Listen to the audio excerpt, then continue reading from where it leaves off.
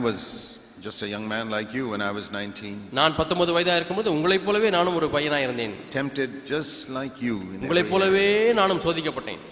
But the thing that protected me was I would spend most of my time studying the Bible. ஆனால் என்னை பாதுகாத்தது எது தெரியுமா? என்னுடைய அநேக நேரத்தை வேதத்தை படிப்பதிலேயே செலவு செய்தேன். And I would seek fellowship with God's people as often as possible, every day of the week if possible. வாரத்திலே எவ்வளவு நாட்கள் தேவ பிள்ளைகளை போய் சந்திக்க முடியுமோ, ஐக்கியம் கொள்ள முடியுமோ அந்த அளவுக்காக நான் போய் சந்தித்தவர்களோடு ஐக்கியப்பட்டேன். I almost had no worldly friends except in my place of work. என்னுடைய வேலை ஸ்தலத்திலே இரு வேலை செய்கிறவர்களை காட்டிலும் எனக்கு வேறு எந்த உலக நண்பர்களுமே இல்லை. I never went with my worldly friends anywhere. நான் எந்த இடத்துக்கும் என்னுடைய உலக நண்பர்களோடு கூட சேர்ந்து சென்றதே இல்லை. 7 days a week I would go and look for God's people and fellowship with them when I was in my early 20s. என்னுடைய 20 வயது காலங்களிலே இருக்கும் பொழுது வாரத்தில் 7 நாட்களும் முடிந்தால் தேவனுடைய பிள்ளைகளை நான் போய் பார்த்தவர்களோடு ஐக்கியப்படுவேன். I had friends in the world, but that was only in the place of work we would meet and talk. எனக்கு உலக நண்பர்கள் இருக்கிறார்கள், ஆனால் வேலை செய்கிற இடத்திலே மட்டும் தான். வேலை செய்யும் பொழுது நாங்கள் பார்த்து பேசுகிறது அவ்வளவுதான். And when I came to my room, I would open the Bible and start studying it. எனக்கு நேரம் இருக்கும் பொழுது நான் வேதத்தை திறந்து படிக்க ஆரம்பிப்பேன். And I would pray, God, fill me with the Holy Spirit. ஆண்டவரே என்னை பரிசுத்த ஆவியினாலே நிரப்பும் என்று நான் கேட்டுக்கொண்டே இருந்தேன். So these are the things I want to encourage you also to do. ஆகவே நீங்களும் இவைகளை செய்யும்படியாக உங்களை நான் உற்சாகப்படுத்துகிறேன். Let there be a great cry in your heart to be filled with the Holy Spirit. பரிசுத்த ஆவியினாலே நிரப்பப்பட வேண்டும் என்றதான ஒரு பெரிய தாகமும் ஏக்கமும் உங்கள் உள்ளத்திலே உண்டாகட்டும். When you get time, study the Bible. நேரம் கிடைக்கும் பொழுது வேதத்தை படியுங்கள். I used to carry a little Bible in my pocket. I can stand in the bus stand and read it. நான் பஸ் ஸ்டாண்டிலே நின்று பஸ்ஸுக்காக காத்து கொண்டிருக்கும் பொழுது என்னுடைய பாக்கெட்டிலே வைத்திருக்கக்கூடிய புதிய ஏற்பாட்டை எடுத்து நான் படிப்பேன். You know how many people stand in a bus and they are looking here and there and wasting time. பஸ்ஸுக்காக காத்திருக்கிறவர்கள் அங்கேயும் எங்கேயும் புறாக் பார்த்து கொண்டு நேரத்தை வீணடித்துக் கொண்டிருப்பார்கள். I would stand there and read the Bible. ஆனால் நான் அங்கே நின்று வேதத்தை வாசித்துக் கொண்டிருப்பேன். I would sit inside the bus and again open the Bible. பஸ்ஸிலே உட்கார்ந்து கொண்டிருக்கும் பொழுது மீண்டுமாய் புதிய ஏற்பாட்டை திறந்து வாசிப்பேன். I would sit in a train and open the Bible. நான் ட்ரெயினிலே உட்கார்ந்து இருக்கும் பொழுது வேதத்தை திறந்து வாசிப்பேன். That is how I learned the Bible by the time I was 26 years old. 26 வயதாகும் பொழுதே இப்படி தான் நான் வேதத்தை நன்றாக கற்றுக்கொண்டேன். And you can also learn it. நீங்களும் அதை கற்றுக்கொள்ள முடியும். And God gave me a ministry. He can give you a ministry too. தேவன் எனக்கு ஒரு ஊழியத்தை கொடுத்தார், உங்களுக்கும் ஒரு ஊழியத்தை கொடுப்பார். And even for girls, பெண் பிள்ளைகள், I often think of Mary. அடிக்கடி நான் மரியாளை எண்ணி பார்ப்பேன். When God was looking all over Israel to find some young, maybe 19-year-old girl who can be the mother of Jesus. இயேசுவுக்கு தாயாக இருக்க வேண்டும், யாரை தெரிவு செய்வது என்று சொல்லி இஸ்ரவேல் முழுவதுமாக தேவனுடைய கண்கள் தேடிக்கொண்டிருந்தது. ஒரு 19 வயது வாலிப தங்கை. And he looks at one girl. God looks at one girl. ஒரு வாலிப பெண்ணை பார்க்கிறார். He says, no, she's too fashionable. She's more like a worldly type of. இல்லை, இந்த பெண் ஆடை அணிகிற விதம் மிகவும் நவீனமாக இருக்கிறது, ஆகவே வேண்டாம். Copying all these worldly styles. இவள் இந்த பெண் உலகத்தினுடைய வேஷத்தை அவள் copy அடிக்கிறாள். I don't want my son to have such a mother.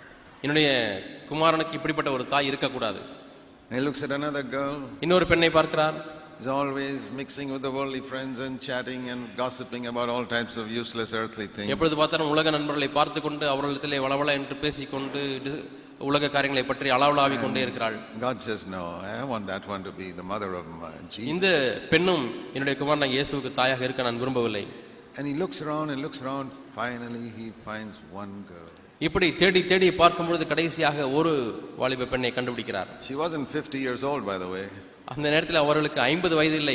She was only about 19 years old. 19 வயது தான். At that age God found a girl. அந்த வயதிலே தேவனாலே ஒரு பெண்ணை கண்டுபிடிக்க முடிந்தது. Who was not fashionable like these worldly people. உலக மக்களைப் போல உலகத்தினுடைய நவீன ஆடைகளை எல்லாம் அணிந்து கொண்டிருக்கவில்லை. He was not interested in just being like all the other worldly friends. மற்ற உலக நண்பர்களைப் போலவே நானும் இருக்க வேண்டும் என்று சொல்லி அவர்கள் இல்லை.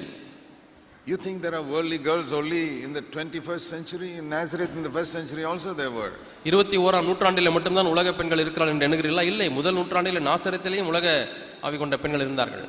And Mary knew many of them, but she was careful not to mingle with those types. மரியாளுக்கு அவர்களில் அநேக பேரை தெரிந்திருந்தாலும் அவர்களோடு கூட பழகும்போது மிகவும் கவனமாக இருப்பார்கள். God watched her and watched her and watched her for many years. அநேக ஆண்டுகளாக இந்த பெண்ணை ஆண்டவர் கவனித்துக் கொண்டே இருந்தார். God said, that's the one. இந்த நபர் தான் என்று சொன்னார். One day he told Gabriel, go to that girl. ஒரு நாள் காபிரியலை பார்த்து இந்த பெண்ணிடத்திற்கு போ. In that street. இந்த தெருவிலே. That house number. இந்த வீட்டு number. In Nazareth. நாசரேத்திலே. Go and tell her that Jesus is going to be born. இயேசு உன் மூலமாக பிறக்க போகிறார் என்று சொல் என்று சொன்னார்.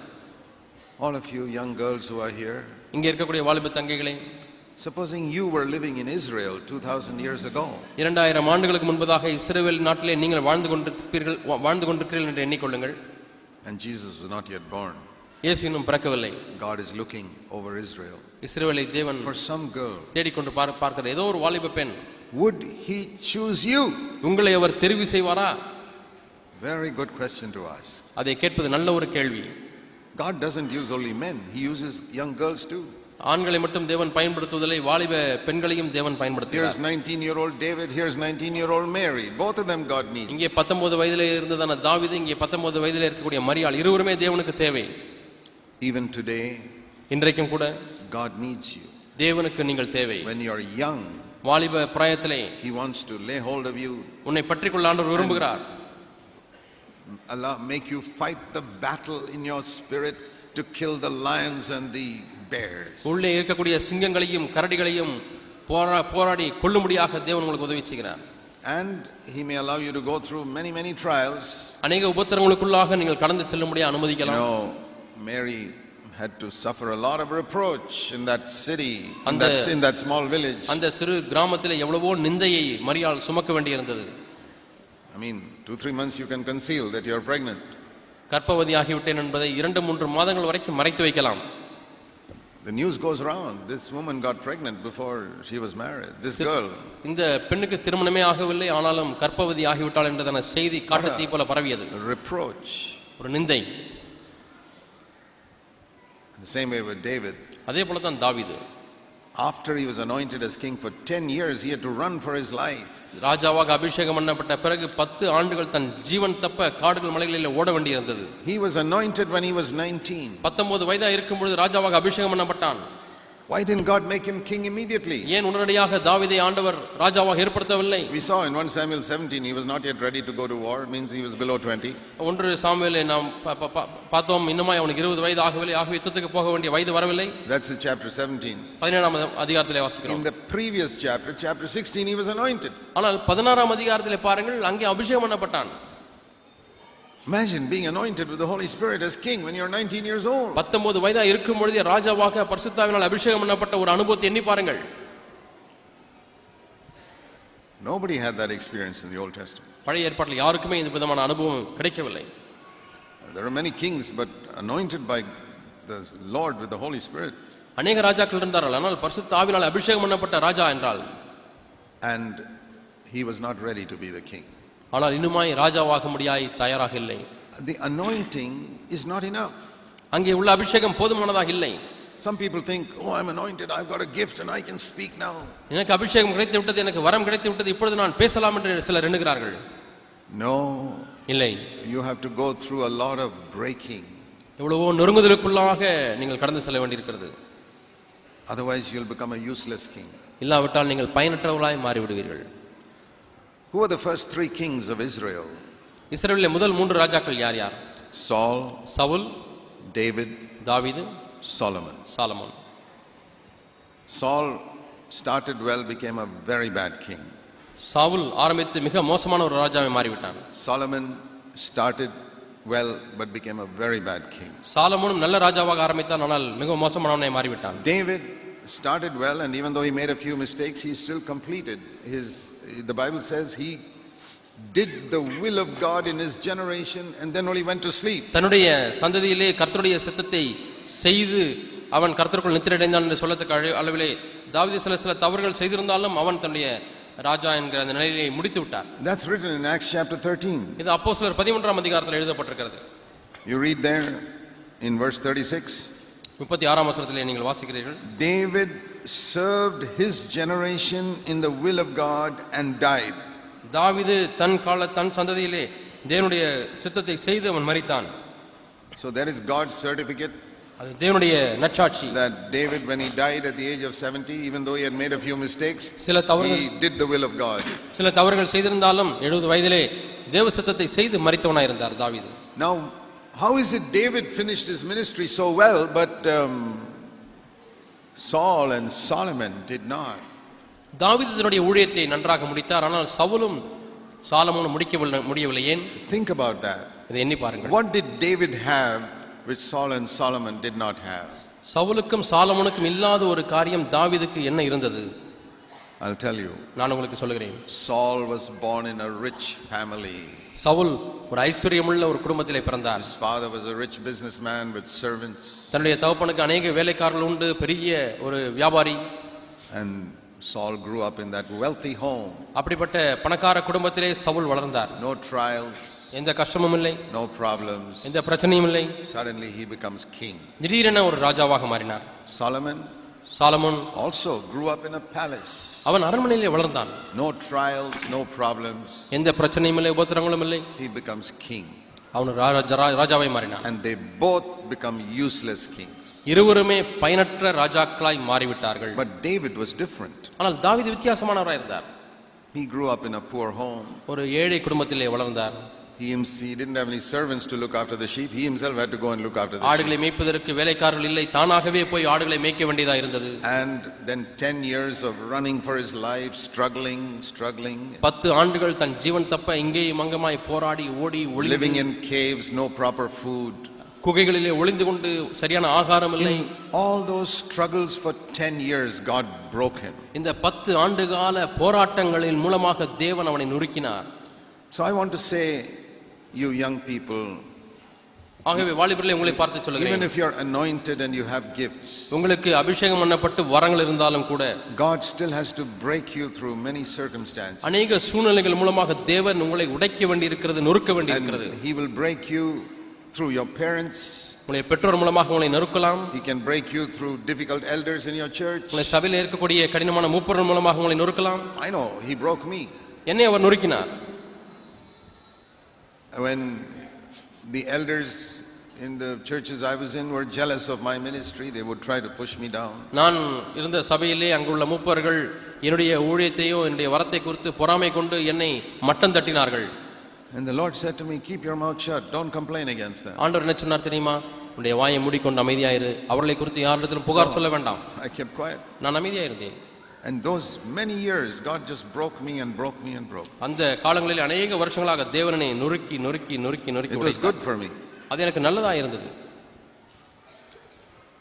And the same thing God did with David. அதே காரியத்தை தாவீதுக்கும் தேவன் செய்தார். It's very dangerous to be gifted when you're young. வாலிப வயதிலேயே வரம் பெற்றிருப்பது ஆபத்தானது. And if God does not break you, your head will get puffed up and you will destroy yourself. தேவன் உங்களை நொறுக்கவில்லை என்று சொன்னால் உங்களுடைய தலை உப்பிவிடும், நீங்கள் உங்களையே கெடுத்துக் கொள்வீர்கள். When I was 23 years old, எனக்கு 23 வயதாக இருந்த பொழுது, I remember Brother Buxing asked me one day to speak to more than 5,000 people in the conference. 23 வயதாக இருந்த பொழுது சகோதரர் பக்சிங் அவர்கள் 5000 பேருக்கும் அதிகமாக இருந்த ஒரு கான்ஃபரன்ஸ் கூட்டத்தில் என்னை பேச சொன்னார். He did not allow any of his other co-workers to speak. அவருடைய எந்த உடன் ஊழியர்களையும் பேச முடிய அவர் அனுமதித்ததே கிடையாது. I was only 23. அப்பொழுது எனக்கு 23 வயது தான் இருந்தது. First time in 13 years he asked anybody else to speak. Always he would speak. எப்பொழுதுமே அந்த கான்ஃபரன்ஸ்ல அவர் மட்டுமே பேசுவார். 13 ஆண்டுகள் கழித்து முதல் முறையாக என்னை பேச சொன்னார். That could have destroyed me. அது என்னை அழித்திருந்திருக்கும்.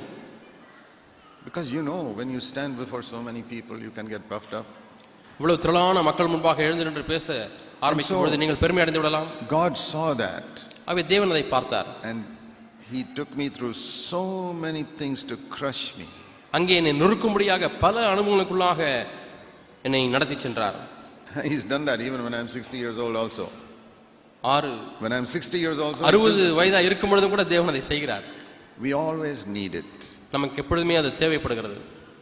So that we keep our face in the dust. நம்முடைய முகத்தை எப்பொழுதுமே தூளிலே நாம் வைத்து தாழ்மையாக இருப்பதற்கு. The other day when one young brother shared a very good message in our church. நம்முடைய சபையிலே ஒரு நாளிலே ஒரு சகோதரர், இளம் சகோதரர் நல்ல ஒரு செய்தியை பகிர்ந்து கொண்டார். I went to him afterwards. அதற்கு பிறகு அவரிடத்திலே சென்றேன். I said, that was so good to hear what you said. நீங்கள் பேசினதை கேட்பது அவ்வளவு நன்றாக இருந்தது என்று சொன்னேன். And I held his head. நான் அவர் தலையை பிடித்துக் கொண்டேன். I said, please, I pray God will keep your head small. உங்களுடைய தலையை சிறிதாகவே தேவன் வைத்திருப்பார் என்று நான் ஜெபிக்கிறேன் என்று சொன்னேன். And I pray that you will keep that head in the dust. நீ உன்னுடைய தலையை துளிலேயே வைத்திருக்கும்படியாக நான் கேட்கிறேன் என்று சொன்னேன். He said, Brother Zach, you know what is the right thing to pray for me. சகோதரர் ஜாக் அவர்களே, சரியான காரியத்திற்காக ஜெபிப்பது எப்படி என்று நீங்கள் அறிந்திருக்கிறீர்கள் என்று சொன்னார். I said, I love young people. நான் வாலிபர்களை நேசிக்கிறேன் என்று சொன்னேன். I want them to develop. அவர்கள் முன்னேற வேண்டும் என்று விரும்புகிறேன். I only asked him to speak. நான் தான் அவரை பேசும்படியாக செய்தேன். And I said, I long that I've seen so many young people who are destroyed by pride. பெருமையினால எத்தனையோ வாலிபர்கள் தங்களை அழித்துக் கொண்டதை நான் பார்த்திருக்கிறேன். So many. அநேகர் who start so well. நல்ல நேர்த்தியாய் ஆரம்பித்தவர்கள். So many elders. அநேக மூப்பர்கள், gifted, வரம் பெற்றவர்கள், destroyed. தங்களை அழித்துக் கொண்டார்கள். You have seen that here in the Tuticorin church itself. Thoothukudi சபையிலே நீங்கள் அதை கண்டிருக்கிறீர்கள். It's not easy to be gifted and anointed and stand before people. ஜனங்களுக்கு முன்பாக வரம் பெற்றவர்களாய் அபிஷேகம் பண்ணப்பட்டவர்களாய் நிற்பது என்பது எளிதான காரியம் அல்ல. All you young people, allow God to break you. ஆகவே வாலிபர்களே, தேவன் உங்களை நொறுக்கும்படியாக நீங்கள் விட்டுக் கொடுங்கள். In your younger days, whatever experience God takes you to crush you, accept it. வாலிப நாட்களிலே தேவன் உங்களை நொறுக்கும்படிக்கு எந்த விதமான அனுபவங்களுக்குள்ளாக உங்களை நடத்தி சென்றாலும் அதை அப்படியே ஏற்றுக்கொள்ளுங்கள். The second burden I have எனக்கு இருக்கக்கூடிய இரண்டாவது பாரம் is for older people. வயது முதிர்ந்தவர்களுக்கு, that the older brothers and sisters in our midst நம்முடைய மத்தியிலே வயது ஆன சகோதர சகோதரிகள் will endure unto the end in humility. தாழ்மையிலே முடிவு பரியந்தம் நீங்கள் நிலைத்திருக்க வேண்டும். It's very sad when I see a older brother or sister acting proud. வயதிலே மூத்த சகோதரனோ சகோதரியோ பெருமையிலே கிரியை செய்வதை நான் பார்க்கும் பொழுது துக்கப்படுகிறேன். Despising young people, வாலிபர்களை அற்பமாய் எண்ணுவது, or pushing them down, அல்லது வாலிபர்களை மட்டம் தட்டுவது. I feel sad when I see it. நான் அதை பார்க்கும் பொழுது துக்கப்படுகிறேன். I said, these people are not fathers. இந்த மக்கள் தகப்பனை போல இல்லையே, they are not mothers. தாயை போல இல்லையே. Supposing your son or daughter is coming up, will you push them down? உங்களுடைய மகனோ மகளோ வளர்ந்து வரும்பொழுது முன்னேறும் பொழுது நீங்கள் கீழே பிடித்து தள்ளுவீர்களா? Supposing your son or daughter is doing well in college, do you get jealous of that? உங்களுடைய மகனோ மகளோ கல்லூரியிலே மேற்படிப்பு படிக்கும் பொழுது அதை குறித்து பொறாமைப்படுவீர்களா? Supposing they got the first prize in the college, do you feel jealous because you never got it yourself? கல்லூரியிலே முதல் பரிசு வாங்கும் பொழுது எனக்கே கிடைக்கவில்லை, இவனுக்கு எப்படி கிடைக்கலாம் என்று சொல்லி பொறாமைப்படுகிறீர்களா? No. இல்லை. You are so happy, you tell other people about it. நீங்கள் சந்தோஷமுள்ளவர்களாய் மற்றவர்களிடத்திலேயும் போய் சொல்லுகிறீர்கள். Why don't you treat the young brothers and the sisters in your church like that? ஏன் இது போன்று உங்களுடைய சபையிலே இருக்கக்கூடிய இளம் வாலிப தம்பிகளையும் தங்கைகளையும் நீங்கள் நடத்தக்கூடாது? If you cannot treat the young people in your church like your own children, then you're not fit to be an elder. சபையிலே உள்ள வாலிப தம்பிகளை தங்கைகளை உங்களுடைய சொந்த பிள்ளைகளைப் போல நீங்கள் நடத்தவில்லை என்று சொன்னால் நீங்கள் மூப்பராய் இருப்பதற்கு தகுதியற்றவர்களாய் மாறிவிடுகிறீர்கள். They are our children. இவர்கள் நம்முடைய பிள்ளைகள். I'm so happy to see that they are coming up. அவர்கள் முன்னேறி வருவதை பார்க்கும் பொழுது நான் சந்தோஷம் அடைகிறேன். I mean, I sat there this morning and listened to these brothers. நான் காலையிலே உட்கார்ந்து கொண்டு சகோதரர்கள் பேசுவதை கேட்டேன். And I tell you, I wept with joy to see what a wonderful work God is doing in our brothers here. நம்முடைய சகோதரர்கள் மத்தியிலே தேவன் என்ன அற்புதமான வேலையை செய்திருக்கிறார் என்பதை நான் உணரும் பொழுது சந்தோஷத்தினாலே கண்ணீர் விட்டேன். We should be happy when you see young brothers coming out. வாலிப தம்பிமார்கள் தங்கைமார்கள் மேலே எழும்பி வரும்பொழுது நாம் சந்தோஷமா இருக்க வேண்டும்.